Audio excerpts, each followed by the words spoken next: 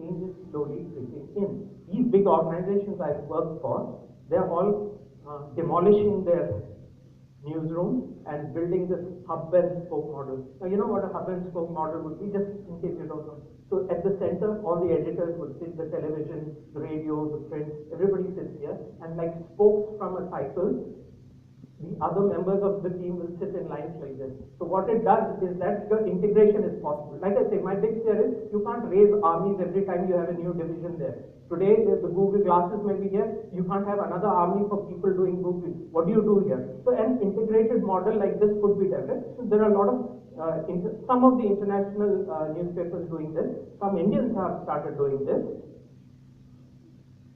But I'm saying, how long do you keep aping to death? You have your editorial also, as a journalist, how long can you keep aping to death? They have their own, we have our own unique set of problems here, and we have our own solutions. We may take advantages of all these social media and everything, and Google and everything, but we need to do something unique with it in our own special Indian way. And I'm telling you, it's time to get ahead of them. They have led the way for far too long, and it has been killing us. And it's time now to get ahead of this race.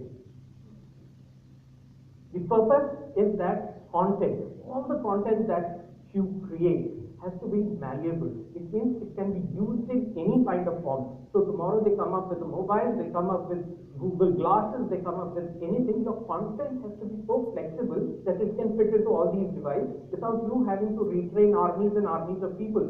You'll become economically so weak if you keep doing that. Where is the money going to come from? I mean, maybe the bigger newspapers have so much money, but what about the middle and the smaller newspapers? How can they afford something like this? That hub and spoke model would cost you, along with the system and the redesigning, would cost you something like 100 crore rupees. How many of you can afford it? And you're not even sure tomorrow this will get redundant. What do you do? You've invested all your money there and you hope it will work for you, but it may not. What do you do then?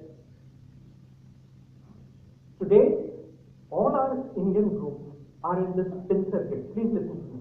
Please listen to me. We are in this pincer movement. You know what a pincer movement is? It's like an army word. You bomb the first truck here, the last truck here, and the entire convoy of trucks can be bombed out of survival. So this is the pincer grid, and we are all in this pincer grid now. Google coming in from here, and lot of small independent organizations, one man, two man army coming in from here, and they're getting really big. Google is really pressing on you. These individuals are also pressing on you. What is the problem with Google? You know about this thing called caching, right? So you have your story, and there will be a link for posterity. In case you take it out of your own website, on posterity, there will be a link like caching. And they can, without your permission, keep clicking back on your link. What about your effort? This is your content. This is not Google property. What about that? Think about it. They're making all the money in the world, and you, like a content creator, have got nothing at all. People, that's caching drama for you. Monopoly. Everybody is talking Google, Google, Google. What about you? Acquisition. The last time I was in a big national newspaper, secretly, few people came up to me and said, what are you doing with the archives of your news organization? Why don't you give it to us? What would say Google? So many years of your archives. This is called steps of history. Every time they look for a story which you have done, as a layman, as a consumer, what am I saying? Google kar lete hain. Google kar lete hain. They're not saying Sakshi can do it, or Malayalam Manorama can do it. No, Times of India can do it. Hindustan. No. Google kar lete. What are they doing? Think about what's happening here. They're snatching your history from you. 75 years, 100 years, more than 100 years, you spent a century creating all that content and brand value, and in less than 10 years, Google is saying, Google कर लेते हैं. आपका तो history गया ना. आपने किसके लिए काम किया? Are you going to keep it alive? Think about it again. Google क्या कर रहा है? Think about it again. These institutions, you might be too small for me. This bedroom creation by a little child of 21. What can we do to a massive organization like me? Don't. This is the piranhas. And they'll bite you, strip you of your flesh and blood in less than 30 seconds. And that's going to happen. If you're not careful, this is going to happen. These are like piranhas, danger.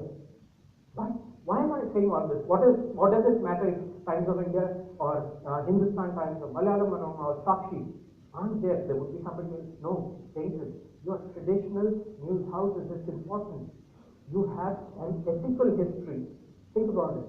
Ethical history. I open my Facebook, open my WhatsApp account every day. Pass it on to 10 more. Rumor mongering is killing your country.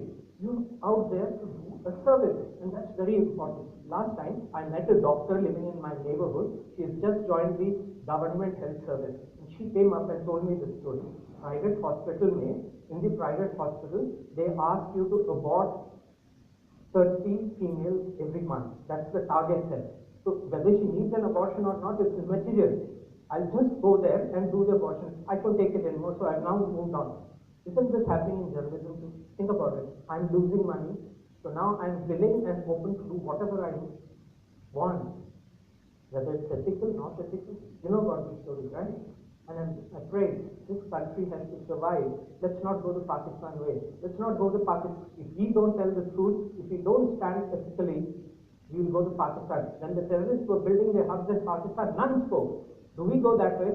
We need to be accurate. And these who are trained as journalists have to do this. Think about it. This is a service. This is a service.